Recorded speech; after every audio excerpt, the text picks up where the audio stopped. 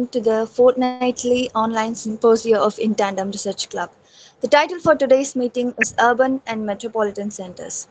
Urban centers are a human settlement with high population density and non-agricultural economic activities, whereas metropolitan centers are a region encompassing a core urban area and its surrounding territories that are linked through employment, transport, and other economic ties.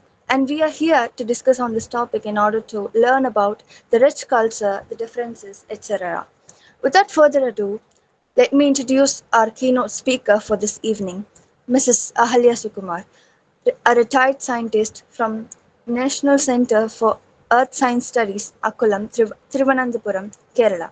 She has completed several projects, which includes urbanization between Kochi and Thrissur, panchayat level resource mapping, and watershed atlas of Kannur district, Kerala. She has received many awards such as the Jawaharlal Nehru Memorial Fund Award 1976 from University of Madras and the Dr. A.L. Mudaliar Prize 1976 in University of Madras. Ahalya ma'am is here to speak on the topic urbanization, pros and cons. Please proceed, ma'am.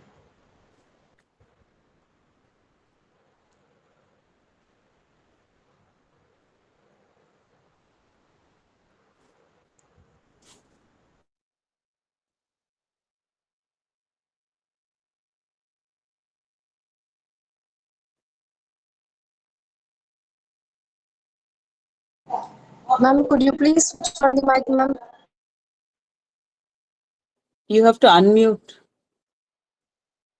We can't hear you. Thank you. Can you hear Yeah. me? Yes.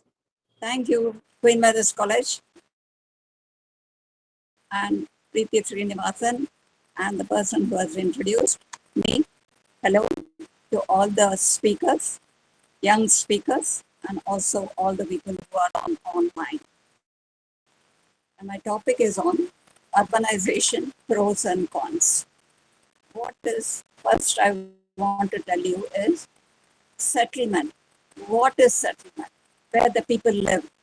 We have rural settlement and urban settlement. Rural settlement is mostly the occupation is agriculture, fishing, lumbering, and mining.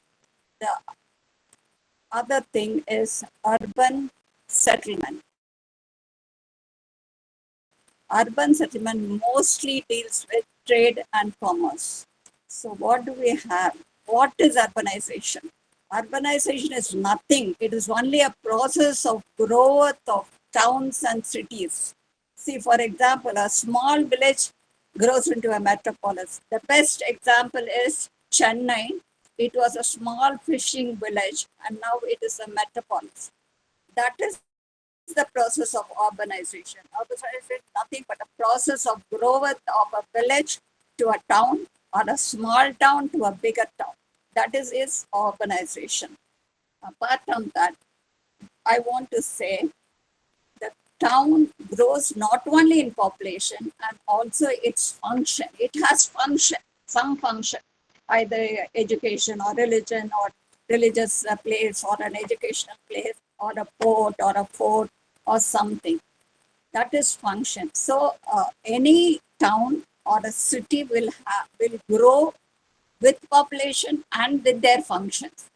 Cities, it's not new to us. There are a number of old cities. For example, in India, we have one of the oldest is Varanasi, Kanchi, Ujjain, Nalanda. All these are old cities or towns. Then in the world, we also have Damascus, Athens, Rome, London, Istanbul. All these are old towns. We have a lot of old towns. In Tamil, they used to say for a city, Pattinam. Pattanam. Pattanamana Nagar. Nagar Pattanam solluvaanga in Tamil. So what do we have? In India, how do they classify? You may ask, what is a big town? What is a small town? how do we recognize? How do we know? So the best thing is census is one of the organization which classify towns according to population.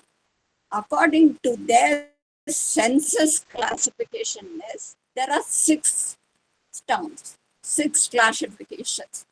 One is class 6, that is the lowest, smallest town. The population is less than 5,000 person. Class 2 town is 5,000 to 9,099. Class 3 is 10,000 to 19,000. And class 3 is 20,000 to 49,999. Class 4 is 50,000. Class 5 is 50,000 to 99,999. Class 1 is more than 1 lakh. Why do they say, why you're not saying the classification is below 5,000? Supposing there are only 5,000 people, in which class it will fall? So that is why they end the first class in both of 5,000, less than 5,000, 9,999. That's how it is classified according to the census, which is in India, it is classified by the census, and that is how whatever they have according to the population, whatever the finance or anything according to this population, it is grounded to the town. Apart from that, we have one more classification or clarification for that, because in some places the village will have 5,000 population, but it cannot be a town. So what is the criteria they have given? If they have 5,000 population in a village, it cannot be a town. According to classification, it should be a town. Okay, but it cannot be a town. So other thing clarification or what are the things they have added is the density of that village should be 400 person per square kilometer. If there are 400 people in 1 square kilometer, it can be added as town. Second criteria is the male members of that village, 75% of them should be in non-agriculture sector. If they are in non-agriculture sector in that village, it becomes a town. Okay.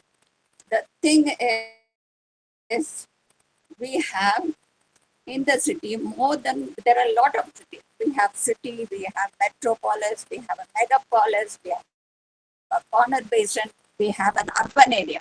What are these things? The 1 lakh, more than 1 lakh is called as a city. If the population is 1 lakh and more, it is called as a city. Second thing is metropolis. What are the number of metropolis we have? Big metropolis in India. I think many of you know most of the big towns like Mumbai, Chennai, Delhi, Calcutta, Bangalore, Hyderabad, Pune, all these are big towns. There are more than 400 towns which are more than 1 lakh in India.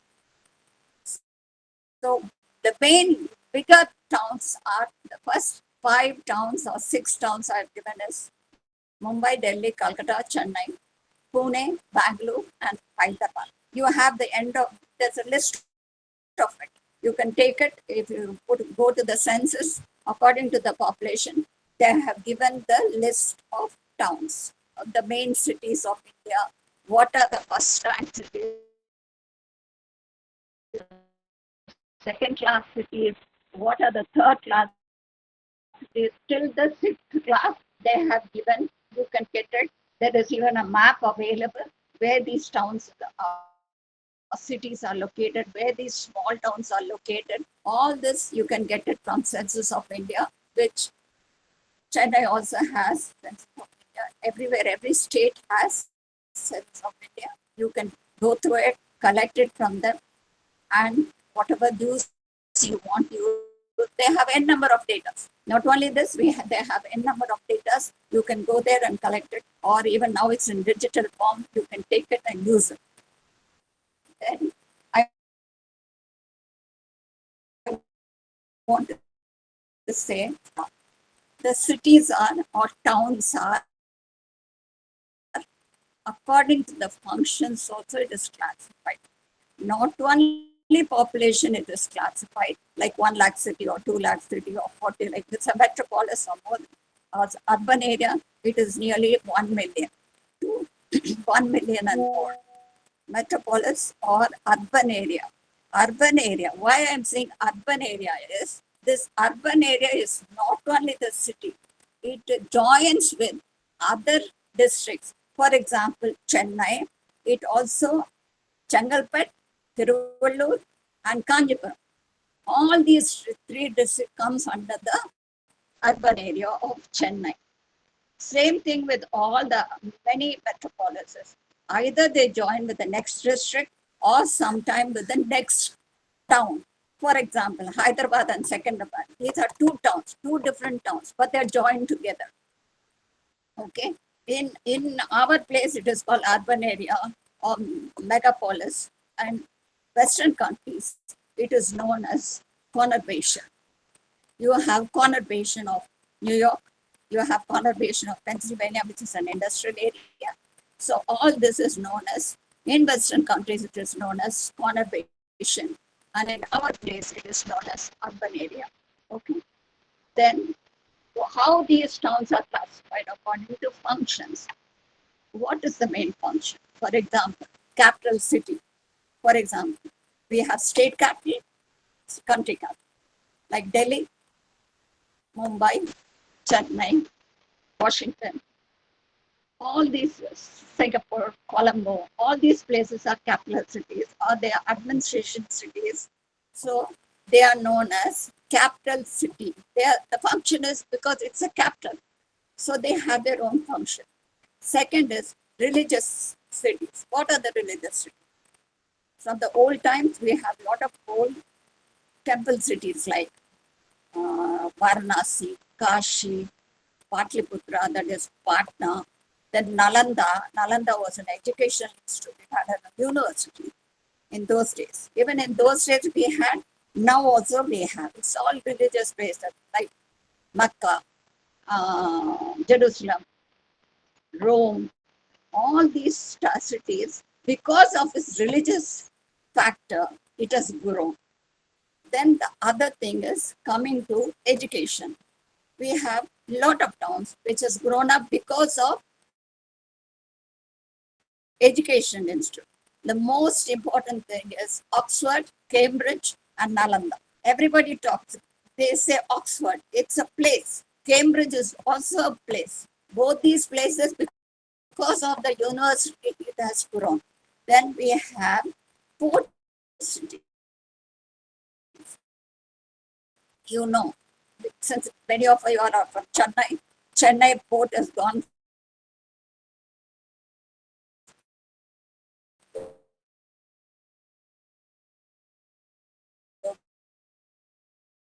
Singapore,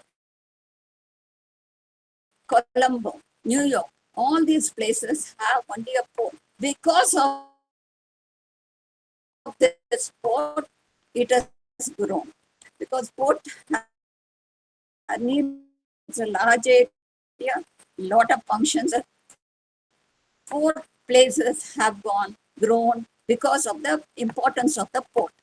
Then we have mining, and after the Industrial Revolution, there was a change. What is this change? Because of Industrial Revolution, not only the mining centers were important, industrial places like manufacturing centers also became very important. Because if there's a manufacturer, a lot of people move into it, and then a lot of functions starts coming up. So the most important, like Rourkela, Bokaro, Jamshedpur, all these places in India. Then you have Ruhr Valley in Europe. Then you have the Pennsylvania industrial area. Lot of towns have come around Pennsylvania, and Pennsylvania is one of the biggest towns in the US, industrial town. Okay. Then mining areas, industry and mining. Lot of coal mining areas have come up. Towns have come up around coal mining area, gold mining area. The most important, the nearest one which you know is Kolar, Goldfield, near Bangalore. Then you have the Nehru lignite, which is very in Tamil Nadu. So all these have come up. These towns have grown because of mining and industrial activities. Then you have port area. Some of them are important port areas. For example, you have number of forts, especially in Maharashtra. Lot of fort areas have become very prominent. And in Rajasthan, in Jaipur, if we say it's mostly fort area. All these forts are important places. Because of these forts, lot of tourism. Earlier, when the when the princely, it was a princely state. All these princely states had a fort. For example, you have a Cochin fort, you have a fort in Trivandrum, you have a fort in Visakhapatnam, you have another fort near Visakhapatnam known as Bombay Fort, which is very famous. Then you have a Chandragiri fort in Andhra Pradesh. All these fort areas, they are towns. They were small towns, now they have become big towns. Especially Visakhapatnam. It has become a big naval place. So it has grown to that level. Okay. Then now recently you have IT sector. IT sector and lot of towns which have grown because of the IT sector. And the best known is Bangalore and Hyderabad in India and Silicon Valley in California.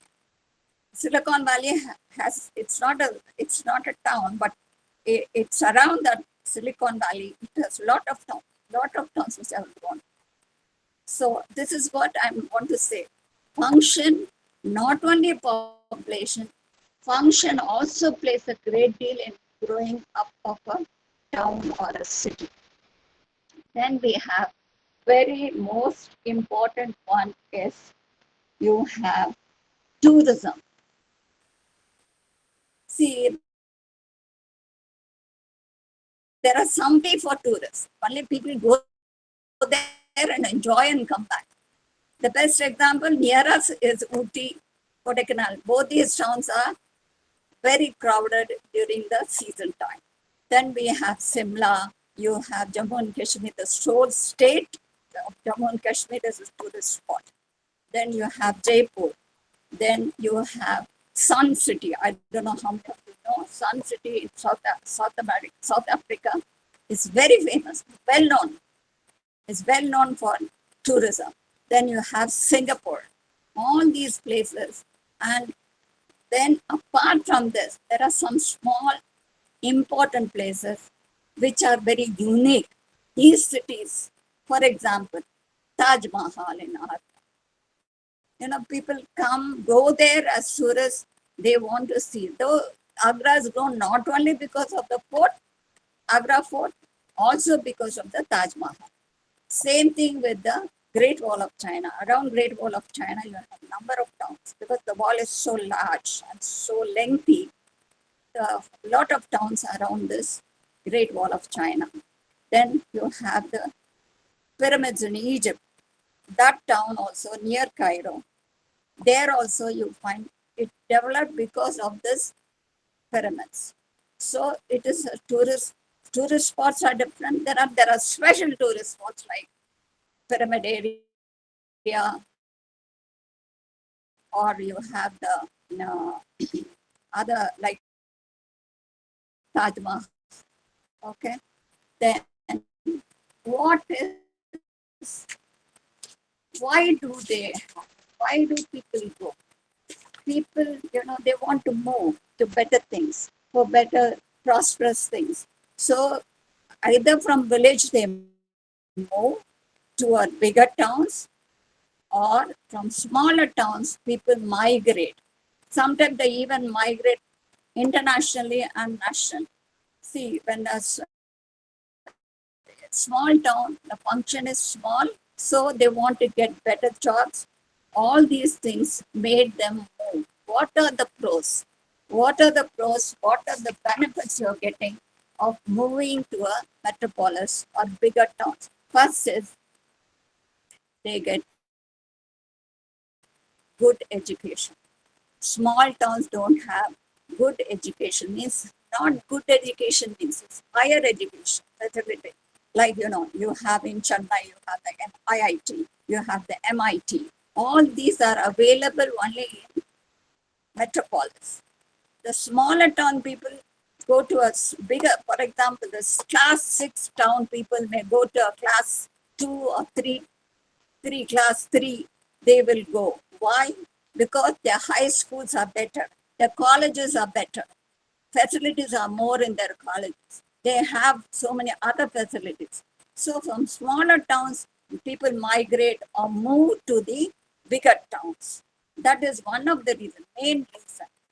Education. Next is health. Health is very important because you have in a metropolis all the big hospitals, specialized hospitals. So people will always say, okay, instead of me staying in a village or in a class 1, class 4 or class 6 town, why should I stay here?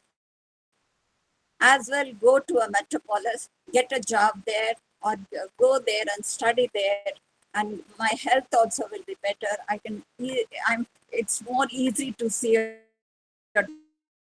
doctor if I am not well.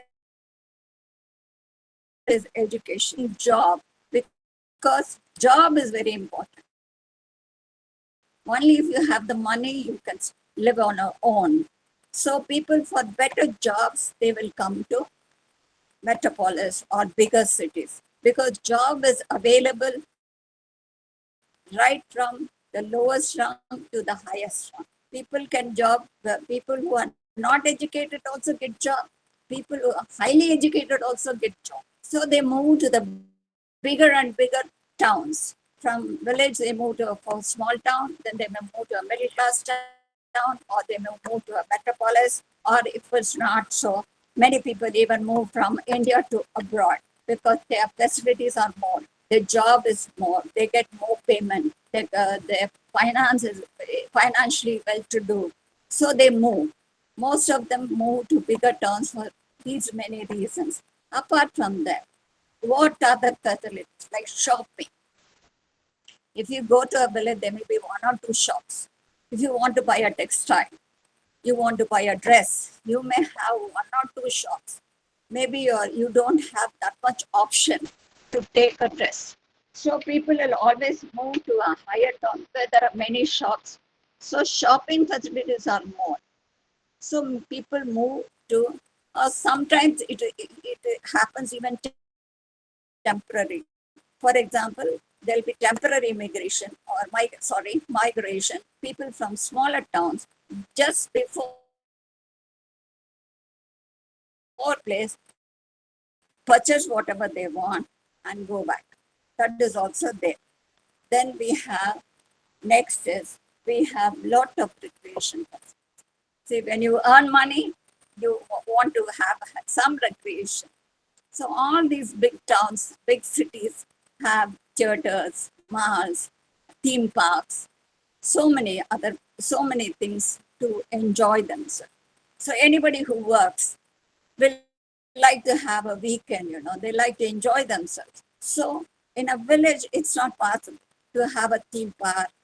Maybe they will have one theater, but in a city or a town, they will have more theaters and their options, if they want to see different movies, they can go to different theaters. There are so many theaters to go around.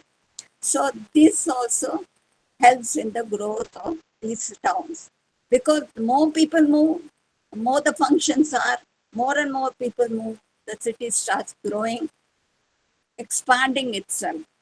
Okay. And then we have other facilities. For example, you have recreation. Apart from recreation, there are other facilities. for example, libraries. Then we have hotels. Then we have community halls, especially you must be knowing these marriage hall during the marriage season. They're very so many of them want to celebrate the marriage or conduct the marriage of their children or for themselves. They go to the bigger cities because they have lot of community halls or marriage halls. Then you have libraries, people who want for education. There are n number of libraries in the city, which is not possible, which is not there in village or small towns. So these are the pros which they or benefits. Why do they move to metropolis? Why is the metropolis growing and growing and growing, expanding itself? That's because all these are available. Education facilities available, health facilities available, whatever job, whether you're not paid highly or paid not very well, but still you get a job. Okay? Then when you start making money, naturally you want to spend it or enjoy it. So you have a lot of recreation facilities. So these are the main important things which are, and some things also. For example, in olden days, at least in the 70s, most of the houses used to get good water supply. Now you don't. Earlier, every house was getting good water supply or corporation water was supplied to almost 90% of the houses was supplied to good water supply. And what are the disadvantages of this metropolis? I think most of you know we have lost the most precious agricultural lands which we had. Many of it has been lost because of lot of concrete structures, or as I call concrete jungle, which has come up in around the small cities or bigger cities. So what does these concrete jungles do? You have, and the road, because of the concrete buildings, you have heat island in summer. Heat island, if you put heat island, you will get the definition for it. It is so hot, which was not hot because there's no greenery around it. No greenery, entire paddy field has been lost. A lot of water bodies have lost. If you see old Tamil Nadu map or Chennai map, you would have known how many of the water bodies we have lost. And to give one example, which you can see even now, is around lake, where some of the universities are, the big universities are, they were like Velachery. Velachery was a tank area, it was filled. So then you have Pallikarnai. Even today you can see it is one of the best swamp areas, swampy area, and the water below it is like a reservoir. For entire Chennai, this Pallikarnai swamp is a reservoir of good water, but we have lost it. They have filled it with garbage. Sorry to say it, and I also feel sorry when I see Pallikarnai area. Half the Pallikarnai tank, the swampy area, where you get lovely birds winter from northern hemisphere coming and nesting itself in Pallikarnai area. So even this we are losing it. So these are the things, the disadvantages. Apart from that, traffic jam. All of you know, peak time, it is so difficult time. It may take 2.5 hours or 3 hours to reach back from Queen Mary's to Ananagar or Queen Mary's to Alayar. So it takes few hours. You're caught in the traffic jam. And these traffic jams are not only in peak hours, It's on also on festival days, which you saw recently when the 3 days was there was a heavy traffic jam and GST, OMR, and the ESTR. All these roads were blocked because the rush was there. People were going towards their native place or they were coming towards Chennai. Both sides it was blocked. So traffic jam is another big disadvantage most of this metropolis face. Then we have flooding. You have the heat island in summer and flooding in the cyclone period. That is between September and November, September, October, November. You'll see now when the cyclone is there, the entire street is flooded. Why it is flooded? Because the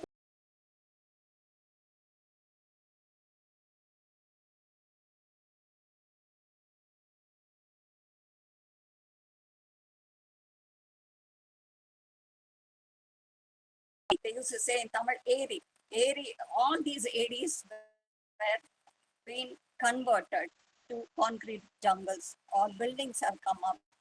And because of this, the water doesn't have space to go.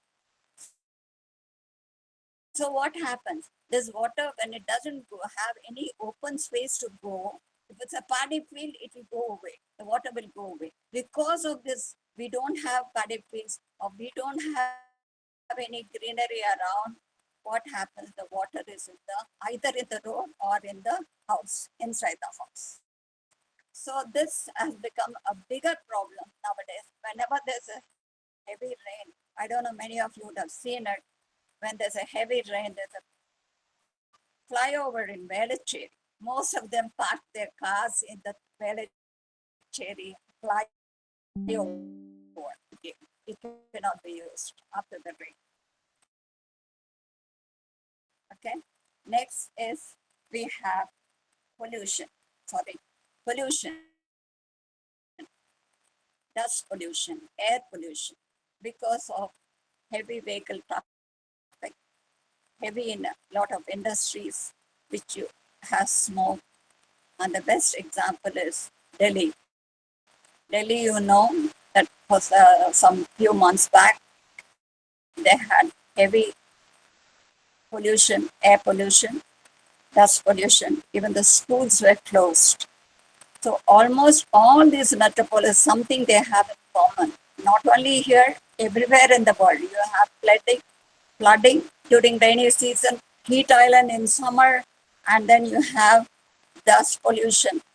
So you see in many of these metropolis or big towns, you have, this is very common nowadays. Apart from that, other things are, you have noise pollution. Because endlessly that there is a traffic or there's something else, the functions, all this create noise pollution. These are the disadvantages of less. And what other things are? Space. I have said disadvantages like flooding, heat island, pollution, then we have lost greenery, all this. And what more we have not? We have hardly living space and walking space. Both we don't have. In a village or a small town, you will have a lot of space for people to live. For example, if you see some of the houses, they are so huge. Or even if it's small houses, the yard or the backyard or the courtyard will be bigger. The garden will be there for walking and enjoying themselves. But in a city, you have to go to a place of recreation to enjoy yourself. You can't have a recreation like old times or a village. You cannot be playing around your house. It's not possible. Unless you have, example, we had these things in Chennai, like Hill Park or the bird garden area. You had this garden area in Adayar. You had this garden area. There were houses which were so huge. Even in T Nagar, we had huge houses which had lovely greenery, lovely garden. People used to enjoy outside, inside their house or inside their compound. But now it's not possible. People have to go for recreation elsewhere. For example, they have to go to the beach if they want something to enjoy or walk. Morning walk, you can see in Marina Beach, how many of them are walking in the Marina Beach? Because space has become limited in their own house to walk, have a walking space or even living space. Sometimes the living space also is very small in many of the places. And of course, you have not only independent houses, now we have huge apartments which have come up, and they have given some space for walking, but still it is not enough for people to have living space or walking space. You cannot live in a luxury, but a villager will live in a luxurious living space and enjoying his walk around his own garden. So what is the remedy? Apart from this, one more social factor I want to say is people even don't know their neighbors. Is a society's disadvantage. What I want to say is you don't even know your neighbors. It's very sad to say this, but in a metropolis, you don't know who is living next door to you. Maybe if you're a good human being, you may be doing it. If you're too busy, you may not even know who is your neighbor. But this doesn't happen in a small town or a village. In a village, if you go, everybody knows the other person. And they will even know their relatives who are coming. When a relative comes to one house, the other neighbor will say, your neighbor, you've got some guests. That's what they will be. But in a metropolis, it doesn't happen. You are almost like an alien.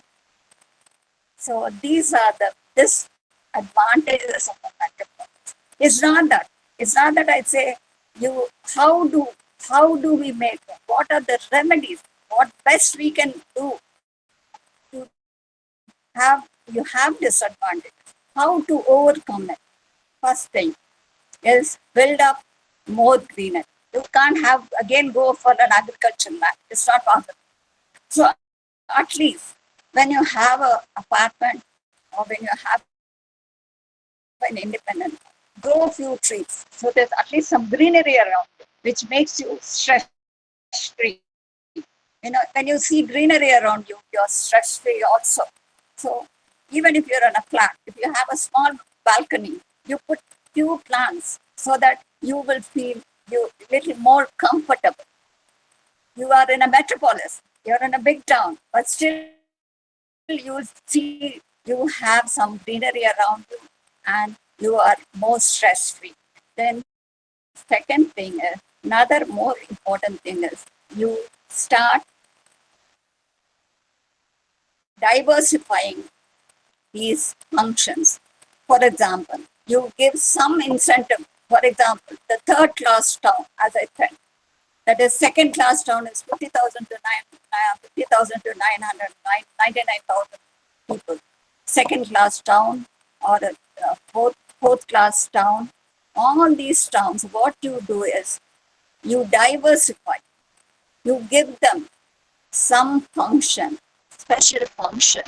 For example, you have n number of IT companies, n number of factories. You take some factories when they're coming up, or already existing factories, they can move to other towns. For example, the Leylands, which were there in Chennai, moved over to Hosur for the second plant. So Hosur started developing. They were exempted. What the government does it, they give them tax exemptions. When they give tax exemptions, the companies, some big companies, move over to second class towns or third class towns. They move over it and they start improving it. This is one method. Another method is there are other rural growth centers. There's a theory known as rural growth centers. It was done by one Mr. R.P. Mishra. He was in Karnataka. he propounded a theory knowing as rural grower center.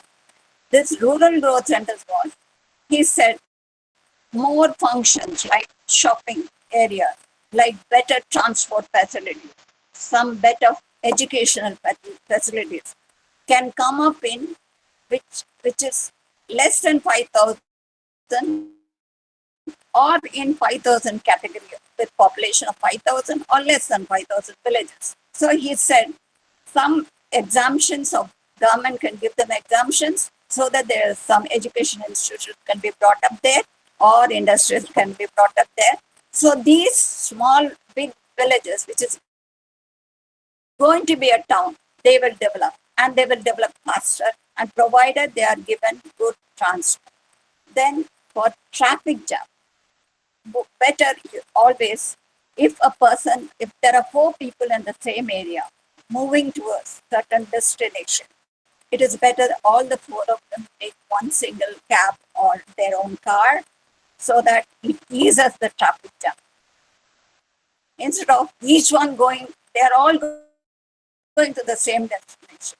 It is better instead of four people going in four cars, at least they can go on a rotation saying, 1 week I take one car, you take the other car the next week. So you can club yourself and go. So it will ease.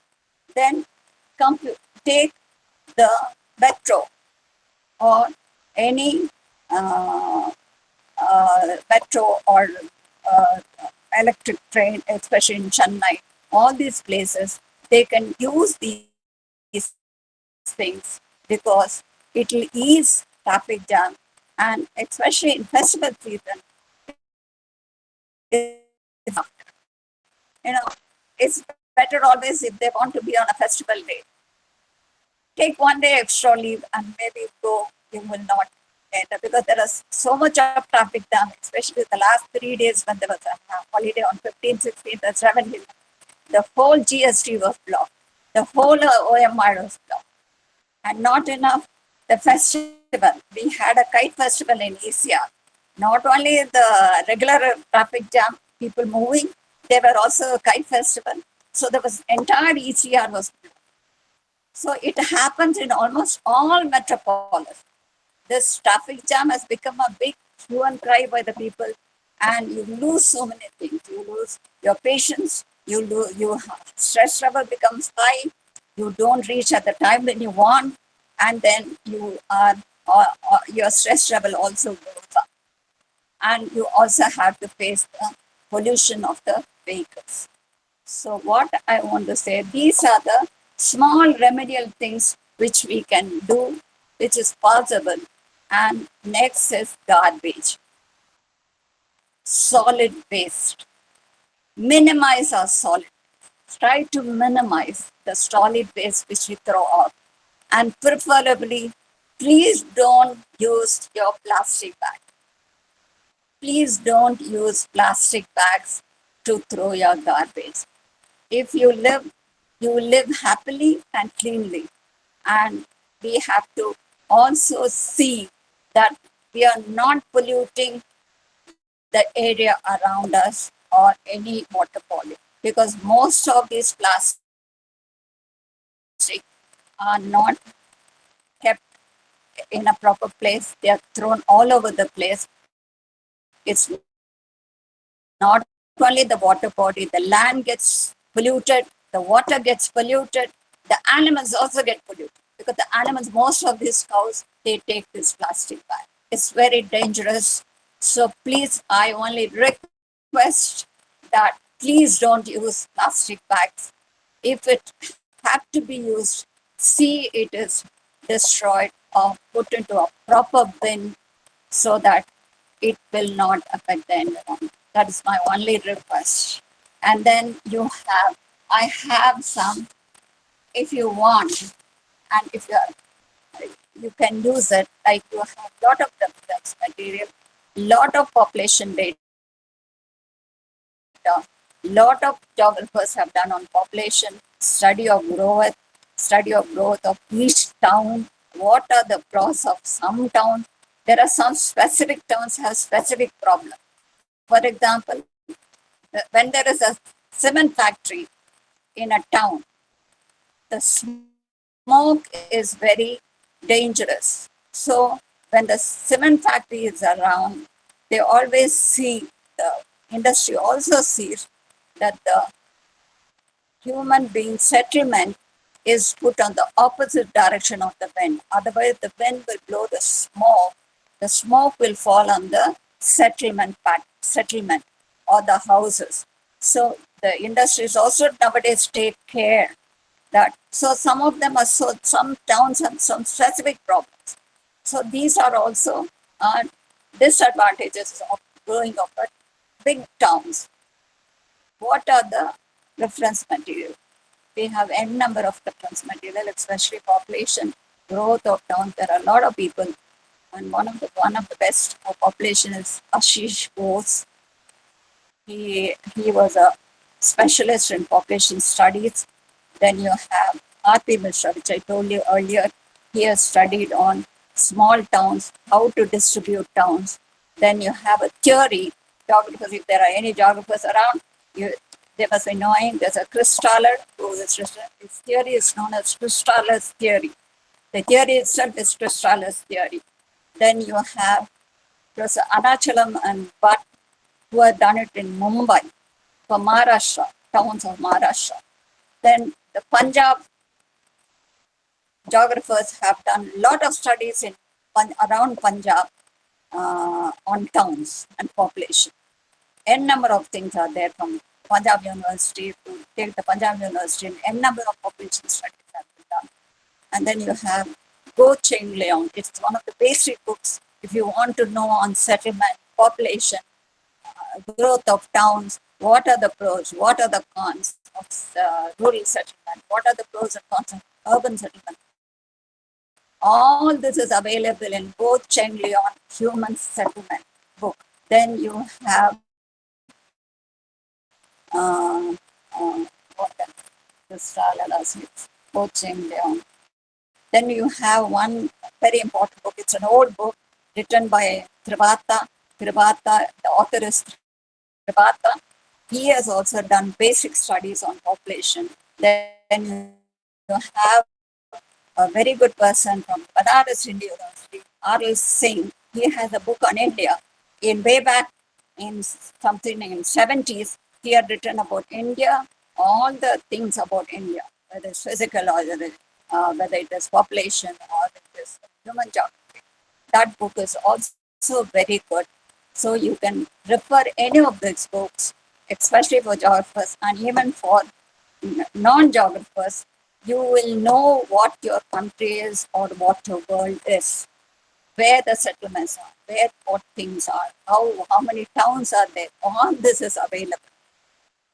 Okay, I think I have spoken enough. Thank you for patient listening. Thank you very much for your sharing for sharing your knowledge and opening our eyes in the subject of urbanization, ma'am. We have learned many things from to know what makes a city an urbanized city apart from the population, which are tourism, mining areas, and fort areas, and also how people migrate to cities for education, health, jobs, and even for surviving in urbanized cities being loss of agricultural lands and water bodies, traffic jams, flooding in cyclone period and heat islands, pollution, and actions to change these cons as well, ma'am. I shall thank you for the references you've provided as well, ma'am. We have learnt immensely through your words, ma'am. Thank you so much once again. Thank you. I hope we can move on to the paper presentation. Taseen of MA English Literature from Queen Mary's College, Hyderabad. A geocritical study of the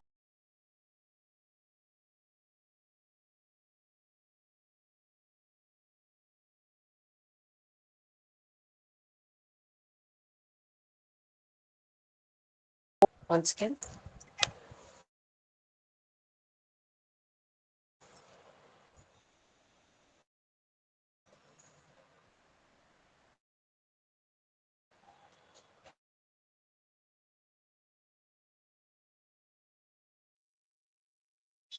Is my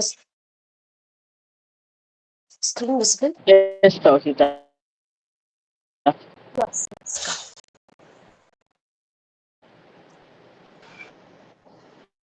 Good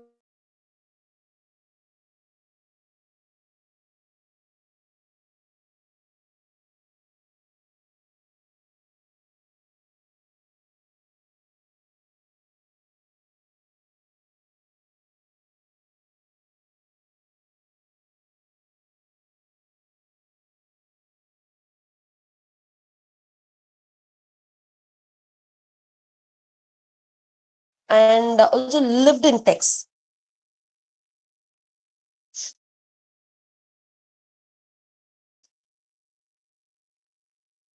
As I have brought in one of the key theorists, Bertrand Westphal, who has argued for geocriticism in his works, and he has brought three main dimensions: the referential space, representational space, and symbolic or lived space.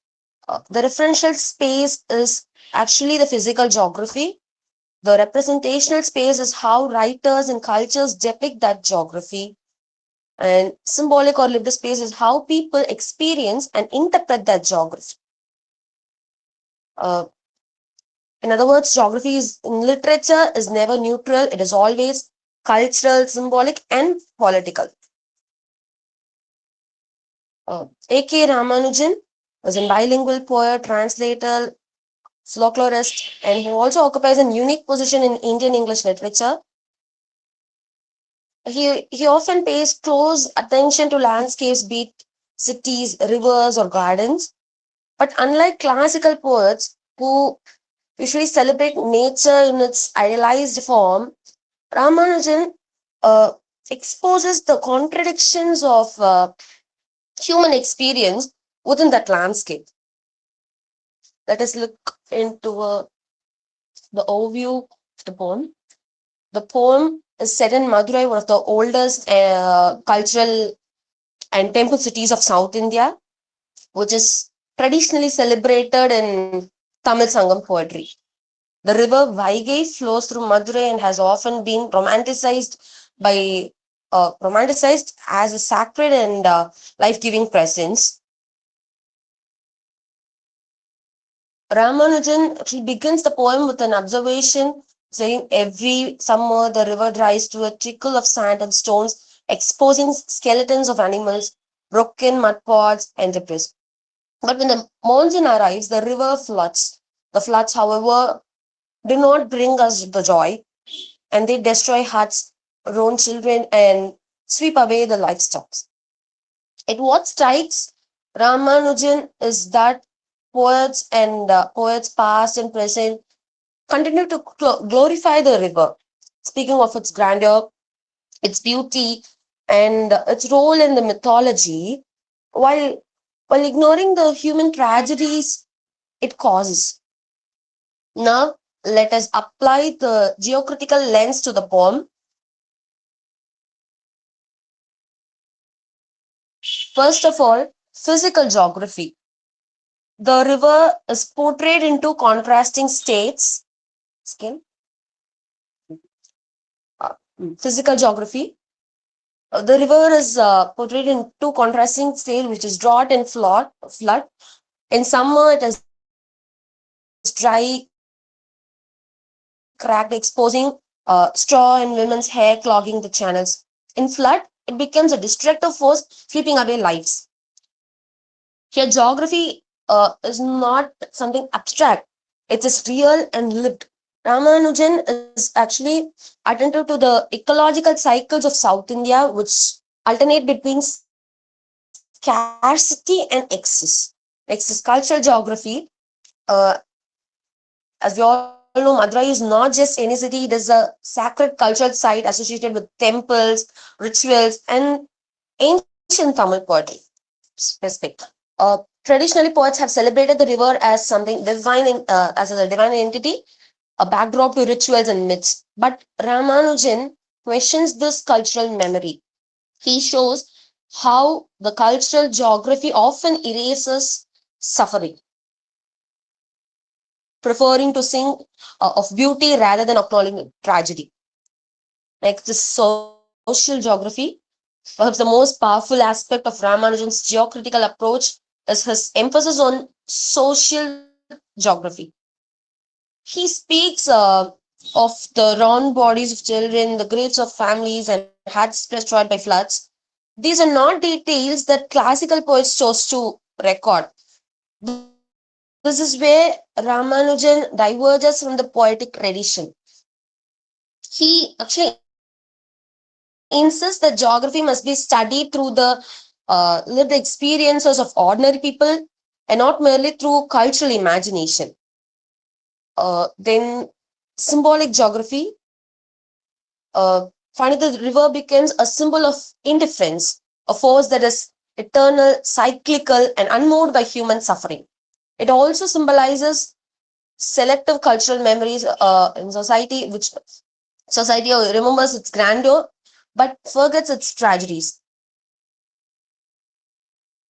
Thus, this poem, The A River, represents the river as both real and symbolic, real in its destruction and symbolic in its cultural neglect. By combining these layers, Ramanujan actually achieves what we might call a geocritical poetics. He actually refuses to romanticize the river as purely a cultural icon. He draws attention to the ecological reality of flood and rot. He highlights the social inequality embedded in geography, where the poor suffer the most from environmental disasters. And he also critiques the literary tradition itself for being selective in its representation of geography. In in this sense, the poem is not only about a river in Madurai, it is also about how we choose to represent places, what we remember, and what we choose to forget. And why is this important for us today? Firstly, it reminds us that literature is a valuable source of environmental and cultural knowledge.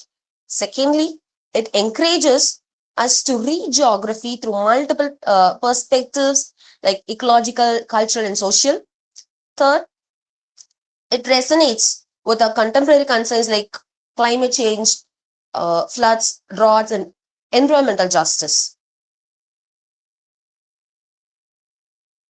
In many ways, Ramanujan anticipates today's debates about the environment and society. His poem actually suggests that nature is not separate from human life. It is something deeply entangled with it. To conclude, A.K. Ramanujan's poem, A River, offers a rich sight of geocritical study. The poem reveals that a river is never just a river, it is at once a physical landscape, a cultural memory, a social space of suffering, and a symbol of selective remembrance. Through this poem, Ramanujan challenges us to rethink how we look at geography in literature. Do we only celebrate its beauty, or do we also acknowledge its complexities, its tragedies, and its silences? And in presenting this geocritical study, I hope to have shown that the study of geography in literature is not just about landscapes, but about the lives, voices, and stories embedded with those landscapes. Thank you. Thank you to the organizers for providing this platform to discuss. I hope this presentation contributes to a deeper understanding for the intersection between literature, geography, and culture. Thank you. Thank you very much, sister, for your clear and detailed presentation on the poem A River by A.K. Ramanujan. A great explanation of the setting of the poem and the role of the river Vaigai to the mythology as well. Your geocritical reading of the philosophy, physical geography, cultural geography, social geography, and symbolic geography was excellent.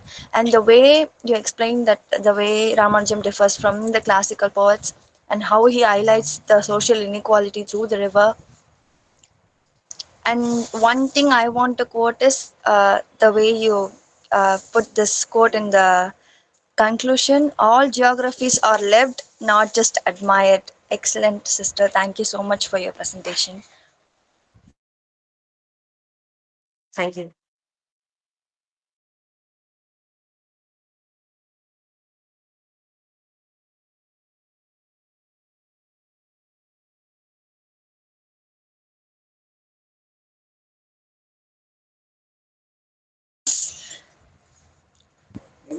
Phew.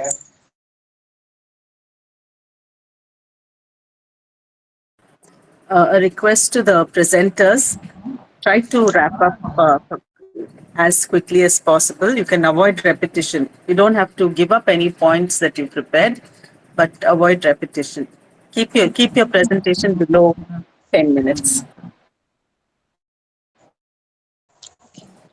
I hope we can move on to the next presenter, Ms. Devadashini of MA English, Queen Mary's College, Chennai, here to present her paper on the topic A Madras Mysore Connection, a study of R.K. Narayan's My Days.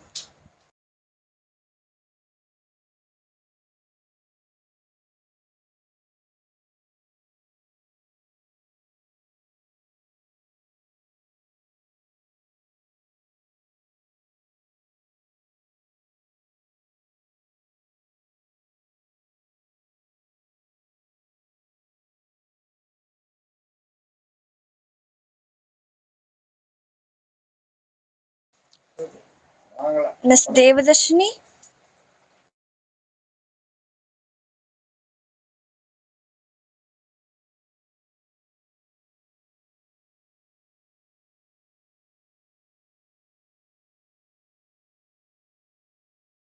I think you can move on to Snowlin. I'll find out what Devadashini, where Devadashini is. Okay, ma'am. Next up, Snowlin or we have, whoever's in the top. Yeah. yes, ma'am. Next up, we have Ms. Nolan, a PhD scholar from Queen Mary's College, Chennai,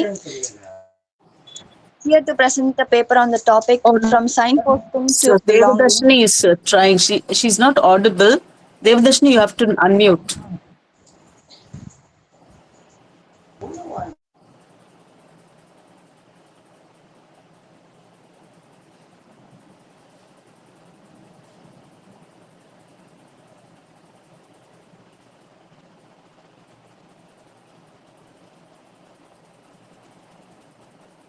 Okay, Snowlin, continue. I think Yes, she ma'am. needs some time.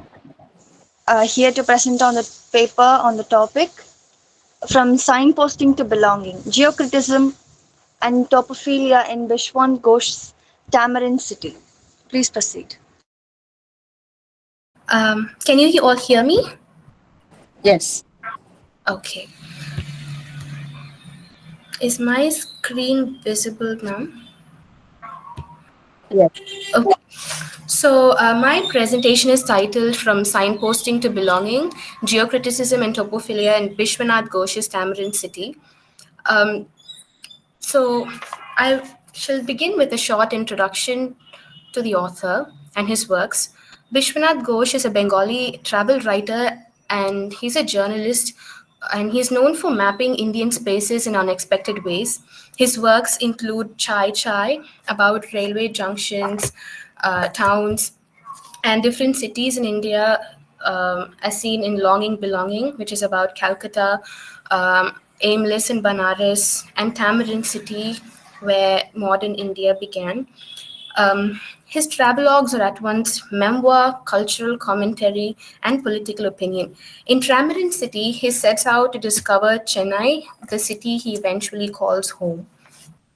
So, from the subtitle, Where Modern India Began, Ghosh alludes to Chennai as the birthplace of modern India, hinting at the colonial past of Chennai. Chennai, which was formerly Madras, was the site of Fort St. George, the first British settlement in India. So from here, the East India Company expanded its power, and Ghosh states that a faulty gun decided to fire Clive's failed suicide attempt in Madras. So Chennai is the birthplace of modern India. appears both as a Tamil cultural capital and as the symbolic starting point of colonial modernity.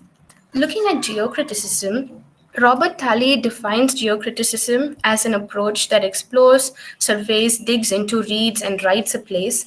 Bertrand Westphal emphasizes that geocriticism it should be plural, drawing on many perspectives. But Ghosh, however, practices a subjective geocriticism. He signposts Chennai subjectively by choosing what to include. Um, he includes only facts about Chennai that he finds interesting, the history of certain places in Chennai, or the interviews that he had with certain people that he found interesting. So, this mapping of Chennai is partial and selective. Instead of Westphal's polyphony, we get what Talley calls profoundly subjective cartography. So, though he includes interviews of different people, writers, actors, and chroniclers, we still see that it is predominantly the narratives of the elite and not of the common man. This subjectivity is also political. He shows strong political bias in the travelogue. At one point, Ghosh confidently declares that the DMK is finished, but that this statement also illustrates Peter Hume's reminder that travel writing is personal reportage and socio-political analysis. And Ghosh provides a strong critique of the Tamil government in Chennai, but it also shows how travelogues can date quickly since the DMK is now back in power. So, Tamarind city emerges as both a cultural and political map, but one drawn through the filter of Ghosh's own biases and his historical moment, as this book was published in the year 2012. So, Topophillia is defined by Yi Fu Tuan as the effective bond between people and place. In Tamarind City, Ghosh describes Chennai with growing affection. He, even in the prologue, he talks about the journey by train to Chennai, and he titles it The Train to a New Identity. And the prologue deals with the preconceived misconceptions, the stereotypes, and his curiosity about the city, which he later dismantles and challenges the stereotypes later in the travelogue. So, the opening lines of Tamarind City, um, Chennai, that charming old lady with a string of jasmine tied around her hair, is too modest to talk about herself. And he recalls Chennai with such affection, and he anchors his attachment in food memory as well because he calls Chennai as the Tamarind City. Can you hear me? Am I audible? Yes, yes. Okay. So Yeah. he, he calls Chennai as the Tamarind City, and he anchors his attachment in food memory because he feels that South India and Chennai especially has a lot of tamarind trees, and tamarind rice is the author's favorite delicacy as well. And by the end of the book, he even calls himself an honorable Madrasi because he came to Chennai as a bachelor, and by the end of his 18-year stay in Chennai, he was married and he was a respectable, honorable Madrasi. So, this movement from outsider mapping to insider belonging is central to the book. It also contrasts with Longing Belonging, his book on Calcutta. Here, Ghosh wrote about a city he already knew, which is steeped in nostalgia and insider identity because he is a Bengali writer. And in Tamarind City, he acquires this affection and he learns to love Chennai as an outsider. We can briefly compare him with R.K. Narayan's Madras or Malgudi, which reflects an insider's topophilia. quiet, habitual intimacy with South Indian urban life. Narayan's affection is implicit and it is embedded in the rhythms of everyday life, but Ghosh's topophilia, by contrast, is explicit. He must articulate his attachment through metaphor, food, and personal declaration, and even through music. So, where Narayan shows the comfort of familiarity, Ghosh shows the process of becoming attached. But Ghosh's affection is not just sensory, it is also mediated through people's stories. And Tuan notes that human geography can be mapped through the physical, the cultural, the psychological, and the moral. Ghosh tries to cover all these dimensions by engaging with Chennai's cultural producers and professionals from religion and literature to politics, medicine, cinema, food, and even sexuality. And he includes many interviews with prominent professionals in Chennai. Actress Saroja Devi, Rajendra Gupta, the owner of the famed Ratna Cafe, and so Sankar of Chandamama Comics, an illustrator, and the chronicler S. Mutaya of Madras Musings, and so on. So, through their voices, he understands Chennai not only he understands not only Chennai's culture but also how the city itself shaped their lives. One prominent example is that of Patricia Thomas. She was a student of Queen Mary's College, and she talks about how her life revolved around the Marina Beach, where she fell in love with a man who owned a shop near the college, how she married him and he turned out to be abusive, and how she had to bring up her own children by setting up a kiosk at the Marina Beach. And she says, Marina was my business school, it gave me my MBA. So Ghosh does include different voices, especially those who are successful and of the elite. Thus, Topophillia and Tamarind City is both personal and vicarious. Ghosh learns to love Chennai by experiencing its spaces directly and by listening to the stories of those whose lives embody the city. Philosopher Maurice Merleau-Ponty reminds us that perception is embodied. We know space through our senses. Norris Lee Smith extends the idea and says contemporary travelers make the phenomenology of travel an aspect of their work. Ghosh is also deeply phenomenological. He longs for a hands on exploration of Chennai's past.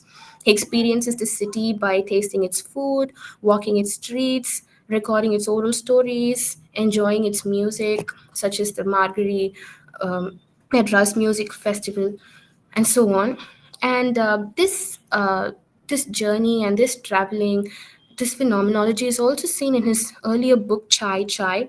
There he pauses at railway junctions where most people never stop, and he maps the different places of the city and the country through their railway stations. And he shows that even transitory spaces like stations are lived sensory environments. Similarly, in Tamarind City, Chennai becomes not a map but a bodily lived space. So, cities are also cultural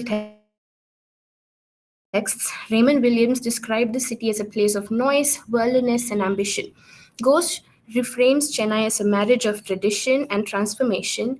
He constructs its culture through interviews with actors, publishers, doctors, and writers, and he anchors it in urban memory, such as Clive's failed suicide attempt, the modernity, its colonial past, and everything. Here we can again compare Ghosh with R.K. Narayan because for Narayan, Madras or Malgudi is remembered through fiction and nostalgia, a city of timeless routines, a world resistant to change. But for Ghosh, Chennai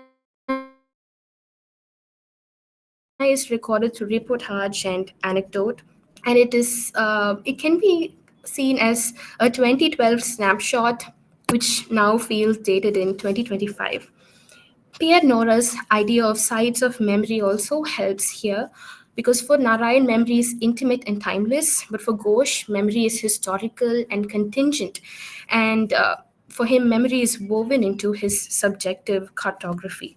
To conclude, geocriticism shows how Ghosh creates a selective, subjective map of Chennai, and Topophillia reveals how this mapping evolves into affection and belonging, and phenomenology reminds us that he experiences the city bodily through walking, tasting, and even listening. And culture and memory place Chennai both in colonial history and in lived contemporary space. So, what emerges is a travelogue that moves from signposting to belonging, from mapping a city as an outsider to inhabiting it with affection. So, Chennai in Tamarind City is not just a point on India's map, it is a lived, loved, and remembered place, at once profoundly subjective and profoundly human. Thank you. Thank you very much, sister, for your detailed explanation on the Tamarind city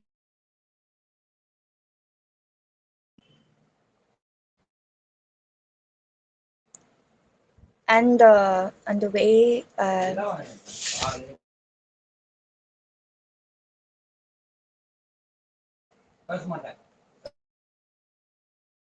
and the way Ghosh has given the cultural and political map, and the way he describes Chennai with growing affection, and the name of the chapter, The Train to the New Identity. Love the presentation. Next up, I hope we can move on to the next presenter, Miss Jeevita of MA English Literature from Queen Mary's College, Chennai, here to present her paper on geopolitical and urban study of the poem Jewish Wedding in Bombay. Please proceed.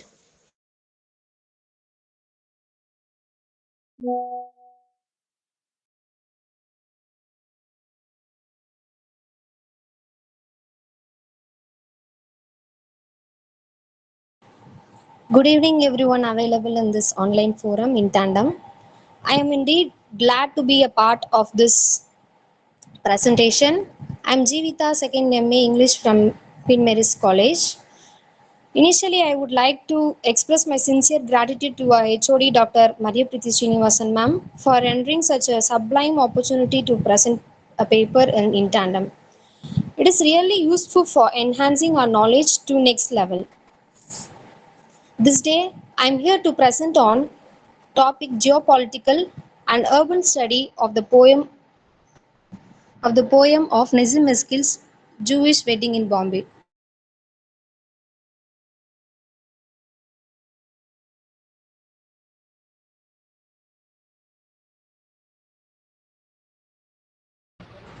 One second, ma'am.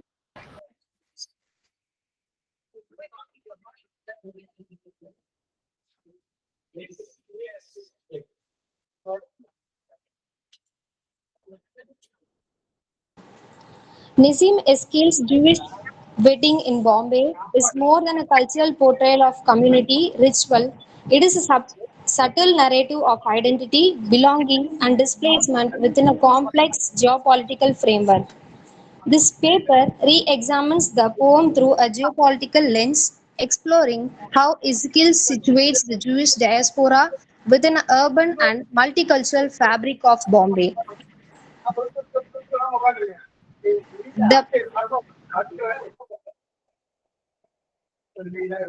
The wedding scene becomes a microcosm of negotiations between tradition and modernity, community and cosmopolitanism, local rootedness and global dispersal by engaging with post-colonial theory and diaspora studies. The paper investigates how the poem reflects the interplay of cultural hybridity, minority identity, and the tensions of living between East and West.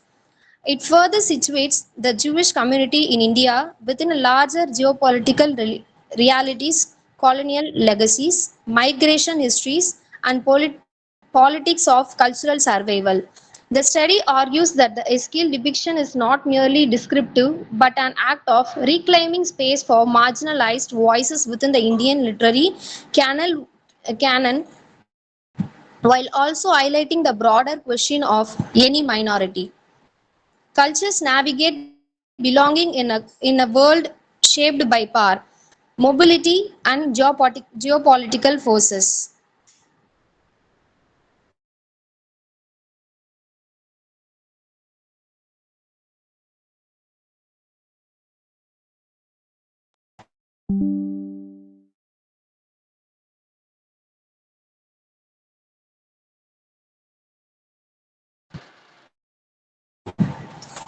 Here are the keywords which is used in the abstract. Nissim Eskil's poem Jewish Wedding in Bombay showcased poetry as a medium of expression by critiquing traditional customs and societal expectations through his work. Ezekiel highlights the tension between traditional and modernity, particularly in the context of a Jewish wedding in Bombay. Jewish Wedding in Bombay showcases the power of poetry as a medium of expression by critiquing tradition and society, exploring identity and belonging, conveying emotions and thoughts.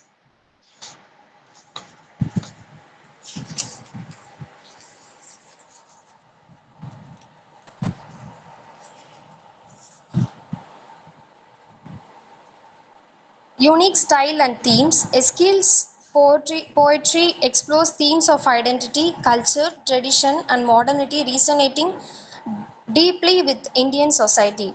His unique blend of Western and Indian influences, particularly in his use of English, has enriched Indian literature. He lacked complex issues like colonialism, post-colonialism, and the search for identity in rapidly changing world. Influence on Indian literature. Ezekiel considered the father of post-independence in poetry in English due to his pioneering work in shaping the literary landscape. He is considered as a poetic craftsmanship for its accessibility, wit, and irony, making it relatable and engaging. His works are considered urban writing because they deeply explore the complexities and challenges of city life, particularly in Mumbai. His poetry captures the city's vibrant atmosphere, its contrast of wealth and poverty, and the alienation that can come with urban living. His poems often describe Mumbai city landscape from its slums and skyscrapers to its broken roads and pavement sleepers. He portrays the city as a place of contradictions, where beauty and ugliness coexist.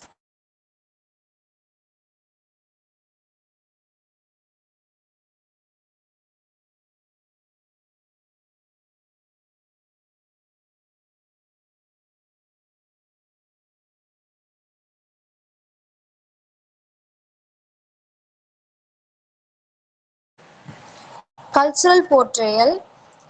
The ceremony begins with the bride's procession. The groom's party arrives with pomp and music, traditional rituals. This line from the poem highlights traditional rituals as well as community celebration. The lines highlights the importance of traditional rituals in the Jewish wedding ceremony. The groom's party arriving with pomp and music indicates the community's involvement and celebration of the wedding. The breaking of glass, a traditional act, sign of marriage and serves as a reminder of Jewish community. It is served as a reminder of the Jewish community's history and traditions. It also served as identity marker and cultural elements. The traditional act serves as an identity marker distinguishing the Jewish community from others. It includes Jewish traditions, community ties, cultural heritage. The poem lines highlights the importance of traditional rituals and customs in the Jewish wedding ceremony. The line showcases the rich cultural heritage of the Jewish community in Bombay.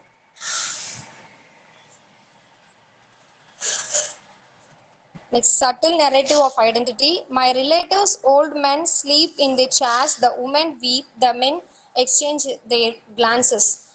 This poem lines highlights the importance of cultural heritage and tradition is shaping identity. The relatives present and interactions emphasize the significance of community ties in defining identity.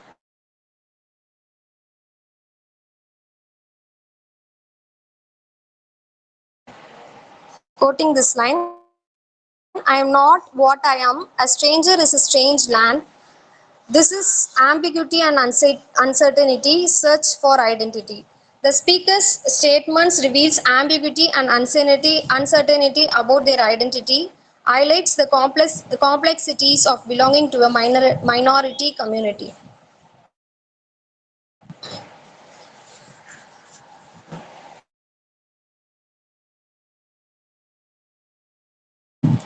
There was no brass band outside the synagogue, but I remember a chanting procession or two some rituals. Lots of skulls, caps, felt hats, decorated shawls. This lines indicates unique blend of Jewish and Indian traditions in a Bombay Jewish weddings poem. Next lines. Even the most orthodox, it was said ate beef because it was cheaper, and some even risked their souls by relishing pork. Uh, this indicates the adaptability and flexibility of the Jewish community in Bombay, reflecting the city's multiculturalism influences.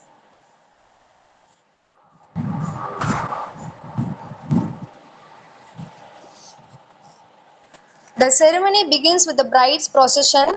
This line highlights the importance of traditional ritual in the Jewish wedding ceremony. My relatives' old men sleep in their chairs, and these lines suggest a general gap between possible tension between traditional values and modern perspectives. This is a microcosm of negotiations.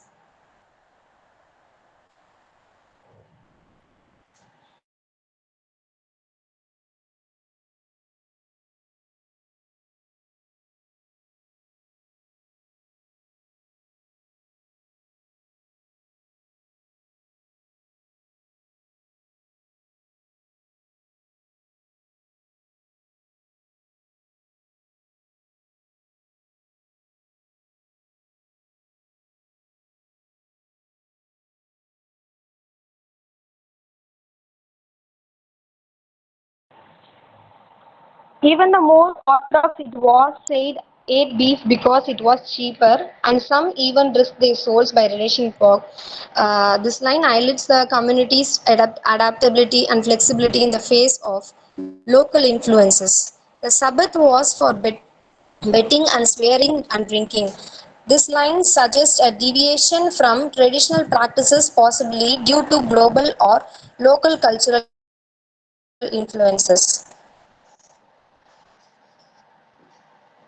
Minority identity in Jewish wedding in Bombay. The ceremony begins with the bride's procession, highlights traditional Jewish practices, emphasizing cultural difference. The breaking of the glass, a traditional act, showcased adherence to Jewish customs, underscoring minority identity.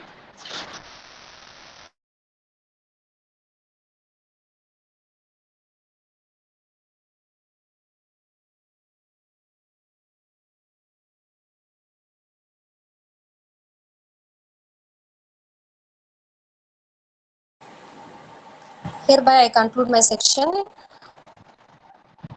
Thus, I have highlighted the key factors of cultural portrayal narrative of identity,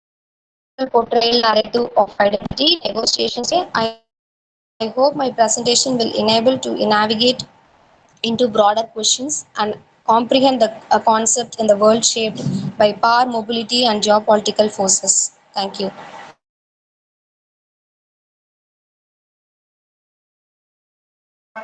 Thank you very much for the Thank you very much for the presentation, sister, on the poem Jewish Wedding in Bombay by Nazim Ezekiel. Your highlights on the unique blend of English style and theme to the Indian setting was great, and how the lines of the poem expresses the it, cultural heritage.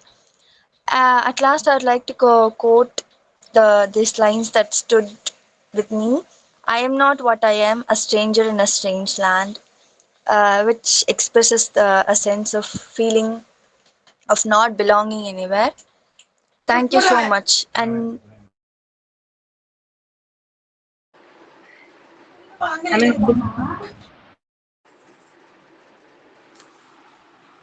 at last, we have Miss Vanita Devi of MA English Literature from Queen Mary's College, Chennai. She's here to present the Devadesh is paper on the. available now. Victor, ma'am, sorry for interrupting. It's okay. Um, am I audible, ma'am? Devadashni is presenting. She missed her turn. yes, ma'am. I'll introduce her. Here we have Miss Devashni of MA English, Queen Mary's College, Chennai, here to present her paper on the topic A Madras Mysore Connection, a study of R.K. Narayan's My Days. Please proceed. Okay. Am I audible, ma'am? Yes. Yes, ma'am. Thank you.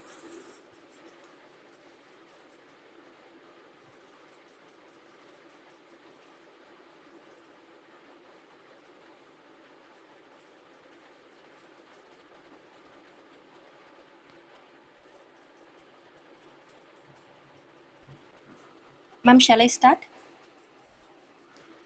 Yes, Devadashni. Yes, ma'am.